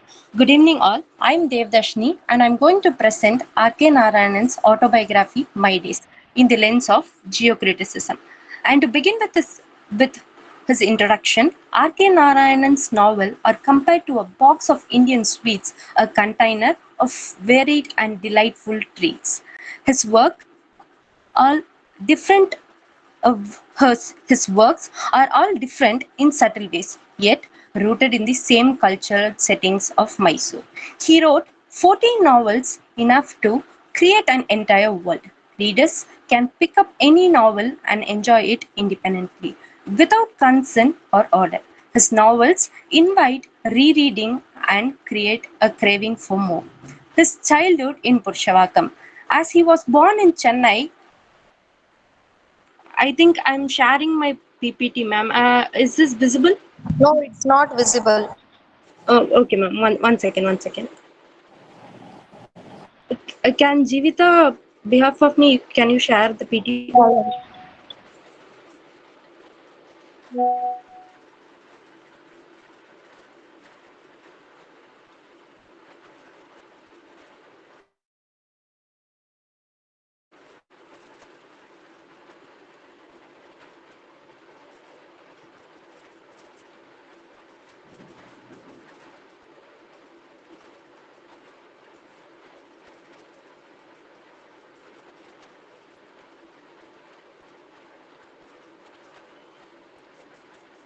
Jivita?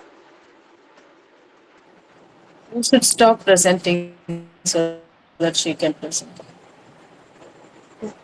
Who's this Indumati presenting? I don't know, ma'am. Ma'am, it's me. Indumati, stop presenting.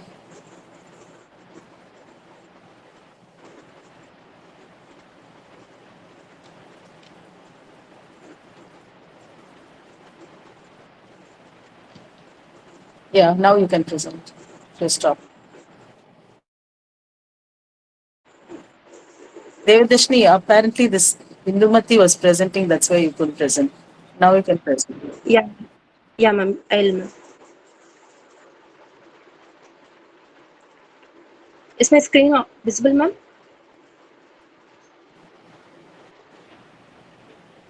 I think we have to wait for it to come. Not, it hasn't yet come.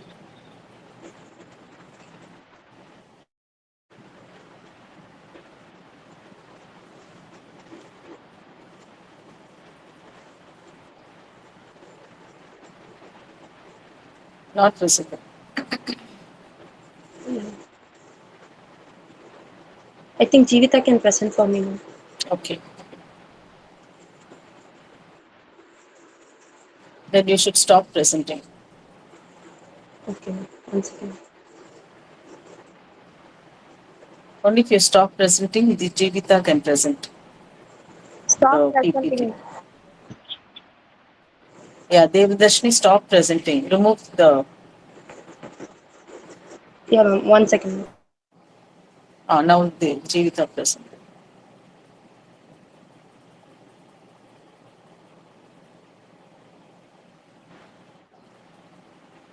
Yes, ma'am. Shall Yes, I, ma'am? yes, yes. Yes, ma'am.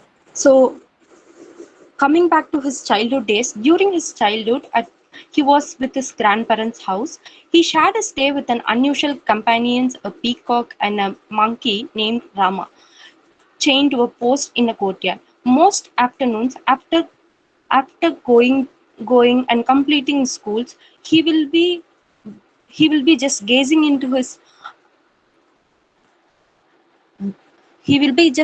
into his window, watching the vehicles he'll be traveling on the road, and the occasional caravan of caravan of corporation carts filled with high garbages, the top layers caught by the sea breeze scattered into ads. And his grandmother taught him maths, tables, Tamil, Sanskrit, slogas, and to sing a few ragas.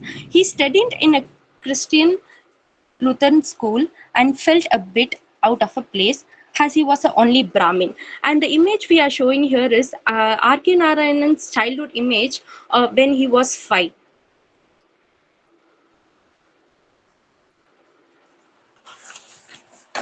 To tell about his schooling, R.K. Narayanan was primarily educated in a Christian school, Lutheran Mission School in Bushawakam, now known as ELM School. And then he moved to CRC School. Now it is known as Mudaliyar School, Boys Higher Secondary School. And in the middle school time, he'll be playing football in the lake called as Serp Tank, or now it's known as Eco Park. Still, it's there in Chetpat, which is known as Eco Park.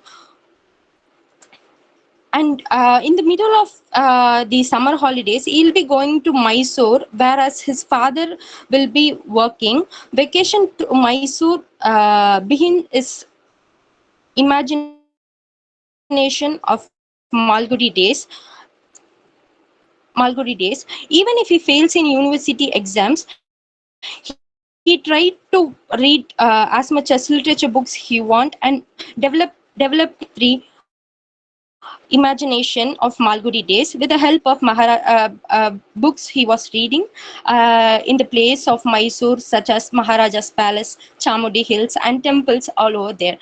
And then after developing these images, and he'll be back to Christian College School, which was in Paris. He was studying at that time, and now that school has been moved to Chetpat in Hatton Road.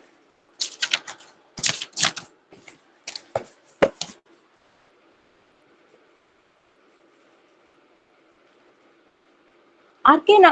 Narayanan and Graham Greer had a significant mentor relationship. His first novel, Swami and Friends, has a bigger welcome of the Malgudi days. And later on, Graham Greer helped to publish his novels and works after watching Swami and Friends. And later on, he was sent to Mysore because of his father transfer as headmaster of Maharaja College High School. From being a man of Madras, he became a Mysorean.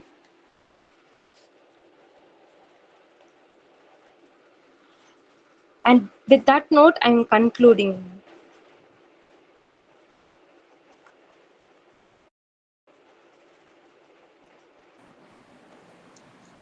Thank you so much for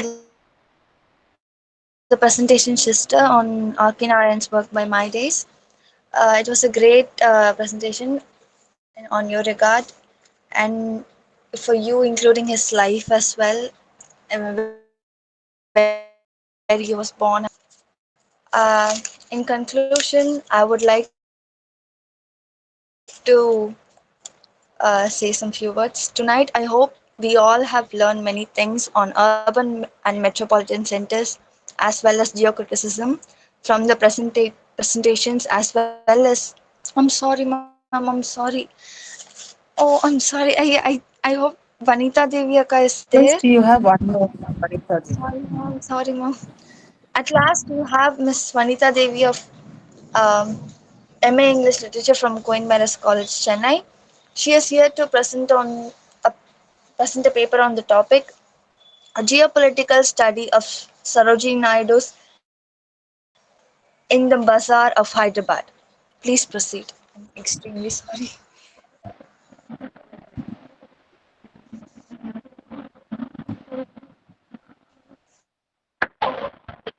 I hope the screen is visible to everyone. Um, Good evening to the respected chair, esteemed faculty members, and my dear participants. I'm indeed glad to be a part of this presentation. I'm Vanita Devi, pursuing my second year MA in the Department of English at Queen Mary's College. Today, I'm going to present my paper on a geopolitical study of Sarojini Naidu's in the Bazaar of Hyderabad. Mm. To begin with an abstract of Sarojini Naidu's poem in the Bazaars of Hyderabad presents the marketplace not merely as a place of trade, but as a vibrant site of economy, culture, and identity under British colonial rule. The bazaar acts as a microcosm of resistance and local autonomy. It showcases indigenous products such as grains, spices, jewelry, mirror, and shade handled daggers, which reflects the Swadeshi movement. Through material culture, rituals, performance, and multisensory imagery that includes colors, fragrance, music, foods, and tactile objects. Sarojini Naidu highlights social hierarchy, spiritual pride, and cultural continuity. Women's labor reinforces communal engagement, making public spaces geopolitical significant. The poem transforms Hyderabad Bazaar into a political and cultural microcosm of resilience, pride, and post-colonial identity. Now, moving on to the geopolitical background, Sarojini Naidu situates the bazaar within colonial Hyderabad, a city that was under British political and economic dominance. By cataloging artisans, merchants, and goods, she portrays an economy sustained by indigenous practices rather than colonial imports. In the bazaar, the merchants' sale of rice, lentils, saffron, spices, jewelry, mirrors, amber, and shade handled daggers demonstrates self-reliance, high craftsmanship, and alignment with the Swadeshi movement's emphasis on Indian-made goods instead of imported British products. Listen to the way she writes. What you weigh OEM merchants, saffron and lentils and rice, gold and silver and ivory. The bazaar, this emphasis is a geopolitical site where commerce, cultural and political association intersect. It reflects both resistance to foreign dominance and and celebration of local autonomy. Like told that who emphasizes Indian landscape and rituals, Sarojini Naidu blends economic, cultural, and political dimensions. This shows that resistance can occur not only through armed struggle, but also through everyday trade, artisans' expression, and ritual practices. Coming to the role of material culture, the object in the bazaar function as markers of identity, authority, and tradition. Turbans serve as cultural and religious symbols, particularly associated with Sikh identity. It representing honor, discipline, and spiritual pride. Actually, Sarojini Naidu's poem does not directly mention Sikhs, but it seems connected deeply with Sikh identity. The Sikh identity emphasizes regime of oppression, whether under Mughals or British. Similarly, Naidu's bazaar symbolizes resistance for colonial power through indigenous trade and Swadeshi products. Both reflect the idea that identity and survival are acts of resistance. Um, the tunics of brocade denotes wealth and social status, distinguishing elites from commoners. Daggers with shaped handles signify martial valor and authority, while scabbards symbolize defense, honor, and readiness to protect communal values. Antique mirrors embody continuity with India's historical aesthetic. As Sarojini Naidu writes, what do we OA weavers, turbans of crimson and silver, tunics of purple brocade. Here, clothing and ornaments are not simply material objects, but powerful cultural signs of hierarchy and pride. Like Tagore's valorization of cultural labor, Sarojini Naidu asserts that material culture is inseparable from identity and geopolitical assertion. Next, we turn to ornaments as cultural identity. The ornaments in the bazaar reveal cultural symbolism, gender tradition, and social roles. Anklets symbolizes femininity, grace, and tradition, often worn by brides and dancers. Wristles and rings reflect personal identity and emotional connection, while rings, particularly with symbolizes love and commitment. Girdles of gold for dances emphasizes bodily ornamentation tied to performance, beauty, and ritual aesthetics.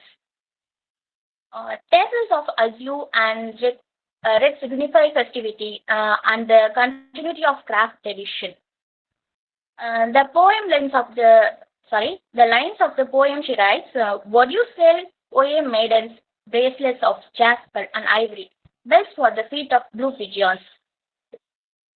These are not mere ornaments. They are cultural affirmations asserting that indigenous artistry is central to India's identity. Here, Srinivasa Iyengar argues that Naidu transforms every spaces like bazaars into realm of cultural play, where commerce and ritual embody resistance. Here, ornaments transcend decoration. They symbolize freedom, cultural pride, and artistic craftsmanship. Sarojini Naidu juxtaposes beauty and power, showing how objects serve both ritual performance and political sovereignty. Women's active participation highlighting their role as agents of cultural continuity, reinforcing the bazaar's geopolitical significance. Let us also look at everyday goods which carry equal importance. Sarojini Naidu emphasizes commodities linking economy, ritual, and tradition. Maidens grind sandalwood, henna, and spices integrate culinary heritage uh, and spiritual and festival preparation into daily life. Sandalwood is used in religious rituals, henna in weddings and celebrations, and spices in Indian cuisines. Together, they reinforce the interconnectedness of sustenance and cultural continuity. These goods ensure resilience against colonial disruption. Uh, Sarojini Naidu says, "What you grind, O ye maidens, saffron, lentil, and spice powder reach the solace of the poor." These lines echo the Swadeshi ethos of self-reliance. Comparisons with Tagore's Gitanjali and Torutat's mythic verse highlights Sarojini Naidu's uniqueness in grounding nationalism in urban commerce uh, and craft and women's labor. Similar to Torutat's depiction of Indian rituals, Sarojini Naidu locates resilience with urban markets. Is connecting daily labor to cultural survival. Um, In addition to goods and ornaments, art and performance are essential to the bazaar's vitality. The sitar, sarangi, and drums illustrate India's musical heritage, while West Fijians emphasize royal luxury. Dragonflies strung as adornment highlight natural integration into material culture. Music and performance in a poetry are not merely decorative, they assert indigenous cultural sovereignty. Tagore similarly blends music with the socio-political consciousness, but Sarojini Naidu situates it within Hyderabad's bustling commercial life. Let us reflect on symbolism, spirituality, and cultural memory. Furthermore, Sarojini Naidu imbues the bazaar with spiritual and symbolic significance. The praise space for the aeons to come. It emphasizes timeless cultural wisdom, where tradition transcends generations. Ornaments, music, and crafts act as a vessel of memory, sustaining heritage despite colonial uh, despite colonial pleasures. Antique objects reminds us of India's deep cultural past, while items such as sabers and daggers symbolize defense, dignity, and resistance. By layering sacred and secular objects, Sarojini Naidu transforms the bazaar into a symbolic archive of India's cultural, political, and spiritual resilience. Like Torutat, she emphasizes spiritual continuity, but situates it within urban markets, linking rituals, trade, and geopolitics. Now, turning to floral symbolism. Flower girls selling blossoms highlight the dual role of flowers in both celebration and mourning. White flower symbolizes purity, new beginning, and funerary remembrance. Sarojini Naidu writes Wodu scattered oye flower gills, roses and jasmine and blossoms for the tomb and the bridal. Here, Sarojini Naidu juxtaposes joy and sorrow to emphasize cyclical nature. Geopolitically, these traditions root social life in indigenous ritual. They demonstrate resilience against colonial cultural erasure, and assert local authority over social and ritual spaces. Finally, when we look at the bazaar as a whole, uh, it emerges as a geopolitical microcosm of colonial and post-colonial India. It is a contested space where colonial influence intersects with indigenous assertion. Material culture reflects social hierarchy, spiritual pride, and cultural identity, while everyday goods embody resilience. Human labor, artisanship, and performance sustain economic, social, and cultural continuity, um, and resisting imperial erasure.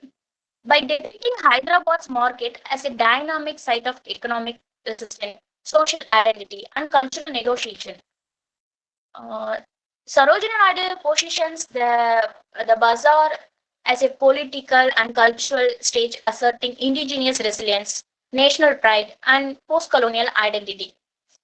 Okay. To conclude, in the bazaars of Hyderabad is more than a sensory portrait of a marketplace. Every object, from turbans and tunics to anklets, chessmen, musical instruments, and bells, symbolizes identity, resilience, and cultural assertion. The bazaar unites economy, ritual, and art, functioning as a living archive of India's past and present. So, vivid imagery, material culture, multisensory depiction, and emphasizes on women's labor. Sarojini Naidu reclaims Hyderabad as a site of cultural pride and autonomy. Thus, the poem asserts indigenous resilience, national pride, and post-colonial identity. Placing Sarojini Naidu in dialogue with poets such as Dodat, Kamala Das, and Rabindranath Tagore, it driving her unique voice in locating nationalism with the very heart of urban commercial life. Um, Also, the poem shows us that even in everyday places like a bazaar, culture and politics are closely connected as closely connected. It shaped who we are and how we assert our identity. Thank you so much for listening. I hope this look at Sarojini Naidu poem has helped you see not just the beauty in her words, but also the strength and spirit of the community she portrays. Okay, this is my paper presentation. I thanking each and everyone who providing me an opportunity to present this paper. Thank you very much for your presentation, Anita Devi sister, on Sarojini Naidu's work in the Bazaars of Hyderabad. I personally loved your explanation on how each ornaments that weave ourselves there in our day-to-day life have such profound meaning through the bird's eyes. And the way you have highlighted in every aspects of the bazaars through Sarojini Naidu's eye, we immensely appreciate it, sister. Thank you so much. Can I can I give some suggestion? Yes, ma'am. Of course, ma'am. Please go ahead, ma'am. Is it possible? Yes, Yes, ma'am. please, please. Can I give? Yes, yes, you are our expert here.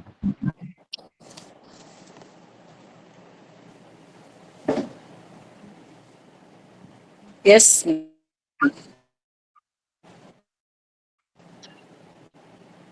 we're not able to hear you. Okay.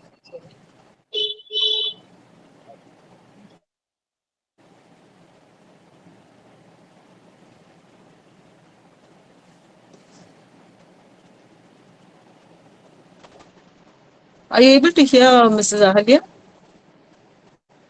No, ma'am.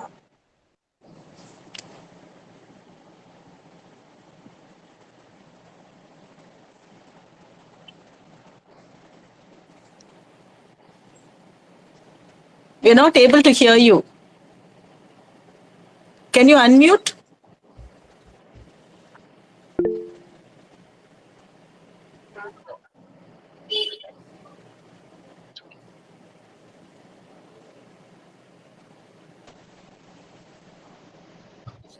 Ahalya ma'am, we are not able to hear you.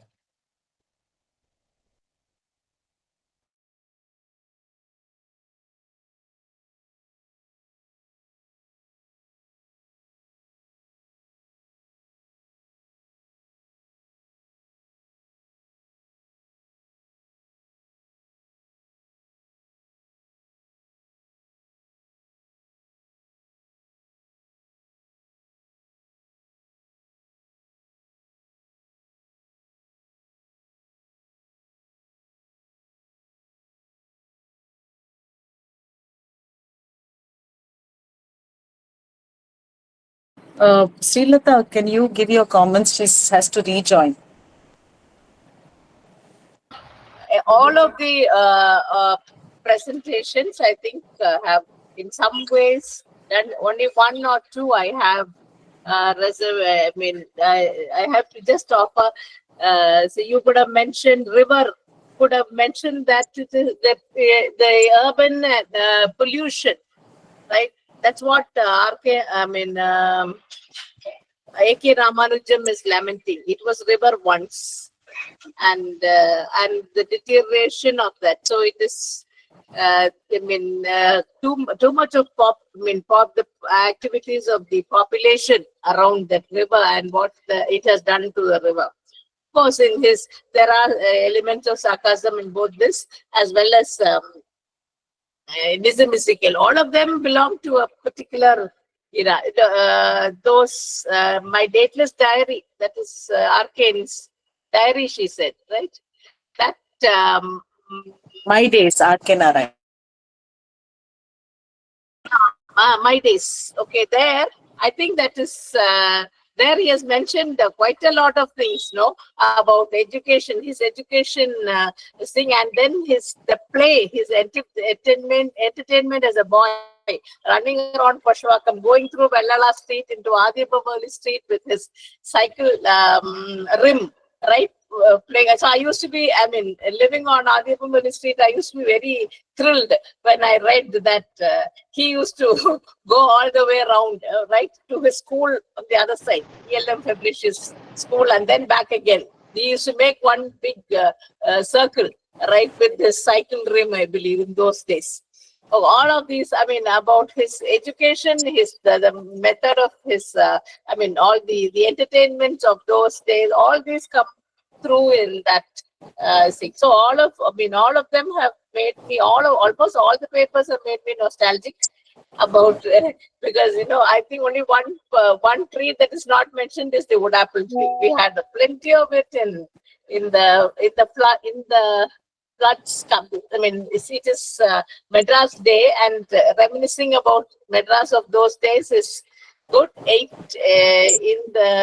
66 December, there was a big storm, a storm that even a ship was brought to the shore, and I think it remained for years on the shores of the marina at that time. The second one was some years back. One ship came and got stuck in the sand, right?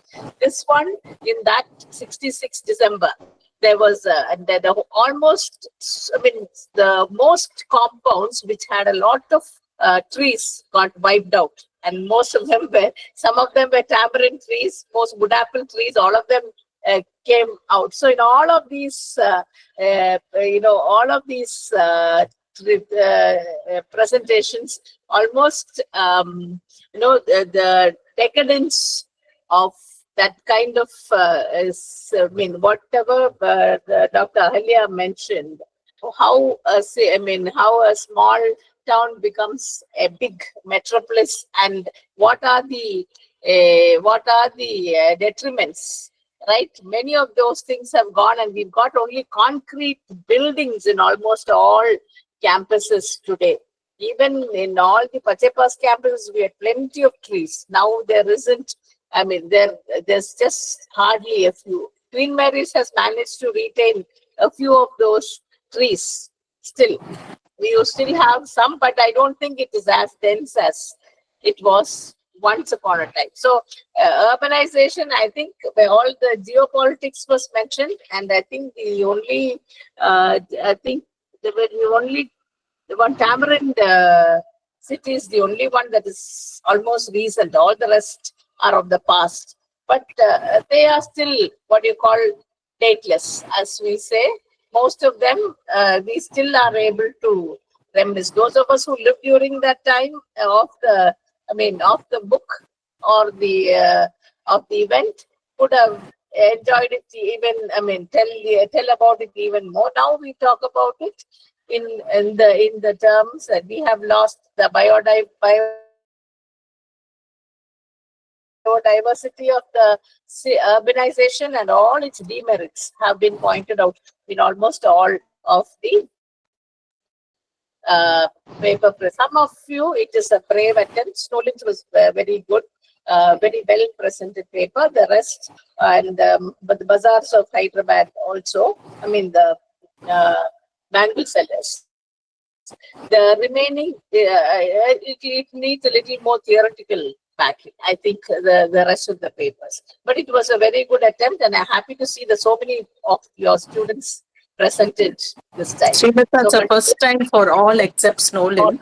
It's the first presentation. Others. Yes, it's good. And Devadashni got the book from me only yesterday. So she's done whatever reading she's done in 24 hours. Yes. So it's good. It's good. So, if if we were teaching things like this, we could talk about the times when this was written and tell you, good, you have found out from some other sources and talked about it. It's good. That's research. Going back and finding through all sources, and particularly because it was Madras Day, I'm so happy that so many papers came from there. Yes, I It was think, planned that way. It's a coincidence. and Urmila, I think mentioned mentioned that again. Stolen also has mentioned that in there. Okay, you, all of you. What happened to Miss Ahalya? She's Mrs.Ahalya is not able to connect.